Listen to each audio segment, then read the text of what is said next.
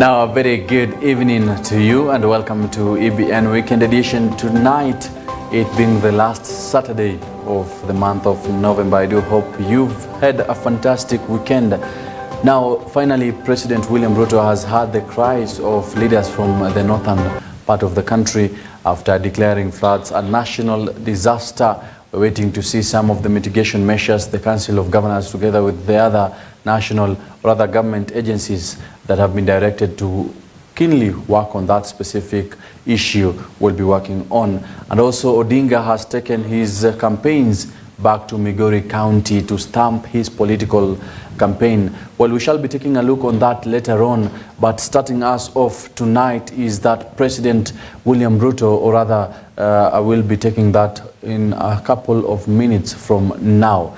Now, President William Ruto has directed the Kenya Defence Forces chief government officers, county government leadership, government and private and organization to be actively involved in providing services to Kenyans who have been affected by floods following the heavy downpour being experienced across the country. The Council of Governors is scheduled to meet next week and lay down a proper structure in which those affected by the ongoing floods will receive humanitarian aid. Precipitation in the country, the rains have resulted in an emergency situation in Kenya. Many roads across the country, especially in the northern part of Kenya, have been washed away. There are trucks stuck everywhere with food, medicines, fuel that is now unable to reach the destinations in various parts of the country, especially in northern Kenya. Unfortunately, we have lost 70 people across Kenya because of these rains, and about 36,160 households have been displaced so far. As you're all aware, last week, Government of Kenya made available resources to the special, to the Ministry of ASAL to make sure that adequate food is available. Already 2.4 billion shillings have been made available to buy food and to make sure that that food is delivered where it is most needed. The Ministry of Health, working with the Council of Governors and Red Cross, will be mobilized to provide medicine commodities for water treatment, for disease management, be it cholera, malaria, and all the others that will be assessed as requirements in different parts of Kenya. The Minister for Health, who is here, has been tasked to provide leadership with the different agencies working in collaboration with the Council of Governors to make sure that health commodities are available in different parts of the country. The Ministry of Energy has been asked to liaise with the counties to make sure that as our dams fill up, citizens are informed across, especially in the areas that we could have overflow of dams, so that citizens are relocated early. We're informed that within the next 1 week, some of our dams will be full, and therefore there will be need for information to be made available to citizens, so that if there will be need to relocate some citizens from the downstream, that should happen ahead of time. The security situation in the country is also being affected by inaccessibility of some areas. The National Police Service under the Ministry of Interior will work with the different stakeholders and different members of the provincial administration to make sure that we secure the country even in this context. We are appropriately seized of this matter. My deputy has been consulting with different stakeholders in the last 3 to 4 weeks. We now believe that we are better prepared going into the future especially with the coming together of the national government and county government with all the other agencies, and now having a coordinated approach under the National Disaster Operations Center to make sure that we centralize all the information coming from different parts of Kenya. We process that information and provide adequate interventions from a one government approach. And moving on, President William Ruto earlier on Saturday attended Lake Turkana Cultural Festival meant to promote peace, cultural exchange and tourism. The head of state issued strict warning to those practicing female genital mutilation (FGM) and directed chiefs to take action on those found culpable of such retrogressive cultures. Bili, unasema anakuwa bibi yako. Bure kabisa. Mimi nataka niwaambie hapa wazee, tafadhali, watoto ni wa kwenda shule, waende wasome. Wewe kama unatafuta bibi, ngojea. Utapatana na wale wako miaka 25 wakiendelea huko mbele. Hawa tunataka waende shule wasome. Na nyinyi kina mama. Kina mama mnanisikia? Mimi naambiwa nyinyi ndio mafundi. Wa operation, nyinyi ndio mnafanya operation. Sikizeni. Hiyo maneno ya operation mtawacha. Na kama kuna mama anaendesha hiyo kazi, mimi nataka niwaambie chiefs. Yule mama mnasikia yeye ndio mwenye hiyo kazi. Huyo mama ashikwe na afungwe miaka nyingi. Mnanisikia? Sisi tunataka hawa wasichana wetu, warembo wetu waende shule wasome.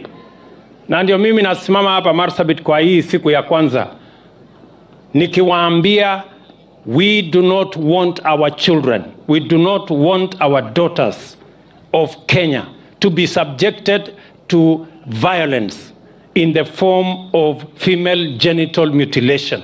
We want our girls to go to school. We want our girls to do their best. And those who are involved in that exercise must be prosecuted and jailed for a long time because they are destroying the future of our children. Tunaelewana jameni? Kwa hivyo, wafanyikazi wote wa serikali washughulike na kuhakikisha kwamba watoto wetu wote ambao wamefika umri ya kwenda shule wanaenda shule. Ya mwisho, pia tuko na chanjo kwa wasichana wetu wa miaka 9 mpaka miaka 15 kuzuia hawa kwa ugonjwa wa saratani. Ile HPV vaccine that is going to assist our girls in matters to do with cervical cancer. We have enough vaccines in Kenya to make sure that all our girls aged between the ages of 9 and 15 can be given those vaccines so that we can protect them from cervical cancer that is destroying and killing many girls and many women in the Republic of Kenya.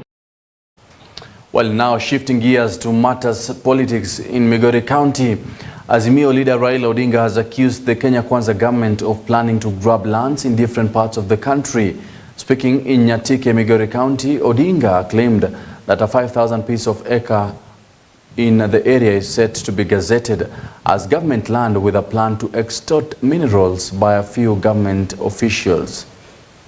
We have information that the government intends to gazette the land around this area, about 5,000 acres, as a forest land. This is being done with a very nefarious intention. This area is rich in minerals, and we know that the intention is not forestry. The intention is to grab this land so that they can be able to acquire the mines here and continue to mine the gold here against the wishes of the people of Nyatike and Migori at large. We want to say that this is not acceptable. This is not acceptable. This is a people's land, and it should be remain in the hands of the county government. not the national government. Hello? Hello? Now, in the western part of the country, a rift is emerging between Vihiga County Governor Dr. Wilbur Otichilo and the County Senator Godfrey Osotsi regarding the oversight role of the senator. Governor Ochilo is raising an alarm over what he terms as an increasing number of summons from various Senate committees requiring him to appear before the Senate regarding the queries regarding the county projects. On his side, Senator Osotsi has dismissed the claim, noting that he is pushing for high levels of accountability with an aim of ensuring that locals receive quality services from the devolved unit. In spite of the defined constitutional oversight role of the County Assembly and the Senate, I note with a lot of concern the alarmingly high rate of summons to me as a governor to make appearances before the Senate on many county oversight issues. This year alone, Honorable Speaker, I have been summoned to appear before the Senate 4 times. Honorable Speaker, I wish to request this Honorable County Assembly through you for a consultative clarification from the County Assembly's forum on the roles of the County Assembly and Senate when it comes to efficient and coordinated oversight. We have increasingly been spending a lot of resources in attending to these summons at the Senate in Nairobi. Tafadhali muache nifanye kazi ya oversight. Jana nilisikia gavana akilia akisema ati tumemuita Senate mara 4. Mimi nataka kumwambia mara 4 ni kidogo. Baraza wa Kakamega ameitwa mara 7. Na Senate ikikuita haikuiti kwa sababu wamekuonea. Senate wanakuita uende tu pale, kama iko makosa kidogo uambie hapo au masenators makosa iko wapi. Ukiwa na majibu unajibu swali na mambo inaishia hapo. Kama una majibu wanakuambia enda utafute majibu. Kwa hivyo what we are doing, we are not being personal. And Busia Governor Dr. Paul Otuoma has urged the Senate to enact laws that strengthen devolution and cuts across without favorism. Speaking when he hosted members of the Senate Committee on Trade, Industrialization and Tourism, led by Busia Senator Okiya Mutata, Otuoma noted that politics should not override the law when it comes to impeachment of governors and any other public office holder, and applauded the Senate for standing firm on Meru Governor Kawira Mwangaza's case, which he termed as political. To work together, the governors, through the Council of Governors and the senators, to strengthen devolution. We need those functions that have still not been unbundled to the counties to be unbundled. The counties. We are also saying that for those functions that have been unbundled to the counties, may the resources also follow the functions, because we are facing a lot of strain when maybe we're having so many centers that are trying to do the same thing. If we say markets are involved, we have no problem with all stakeholders being involved in identifying the places, but let the implementing agency also be clear that either it is the counties or is it the national government, whether the members of parliament or something like that, so that there is coordination. And even issues of housing, issues of water, issues of health. These are really wish that the Senate pays a close attention, because these are some of the issues that are really bedeviling us here with a lot of problems, and we still need a lot of collaboration. As the 96 of the Constitution, we are going to take the interest of the counties and their government. And I believe that's why we are here, to deliberate on that issue, because the Senate has been tasked to protect devolution. And when a governor invites the Senate or the senators, we are willing to work with them hand in hand. Na kama bunge la Seneti tutaongoza kwenye mstari wa mbele kufuatilia ili kaunti zetu ziweze kujitegemea na kufanya kazi yao jinsi inavyotarajiwa, ili wananchi pia waweze kujivunia. Biashara ya Great Lakes Region iende Tanzania. Mimi na hakika kwamba serikali ya Kenya itafanya lolote linalotakikana kuhakikisha kwamba inapewa hizo vikwazo ambavyo vimefanya Waganda wakalenga hizo. Well, now moving on, an issue that has been affecting many farmers within the larger western region, specifically Kakamega County. Mumias Sugar Company is set to resume full operations by December this year. According to leaders from Western Kenya, held a development agenda meeting with President William Ruto at State House, Nairobi on Saturday morning. The government is set to, or rather is committed in ensuring the company resumes operations for the benefit of the country, especially farmers from Western Kenya. The leaders also reached an agreement on the completion framework of the Buku International Stadium, which includes immediate investment by the national and county government to ensure that the stadium meets international standards to enable hosting of Africa Cup of Nations come 2027 and African Nations Championship, which will be happening next year. The first item on our discussion was about Mumias Sugar. We are aware about the cabinet approval of 117 billion debts that are owed by 5 factories, which did not include Mumias Sugar. So one of our discussion points that we have agreed with the President is that he's going to have a specific a team to look at the issue of debts of Mumias Sugar. But the most important thing is to ensure that the factory starts operations from 1st of December so that farmers are paid once they deliver their sugarcane, and also the issue of supporting the company in terms of cane development. So those are the 2 key issues that we have discussed and agreed on Mumias Sugar. The government is going to support cane development and also to ensure that the factory is run sustainably.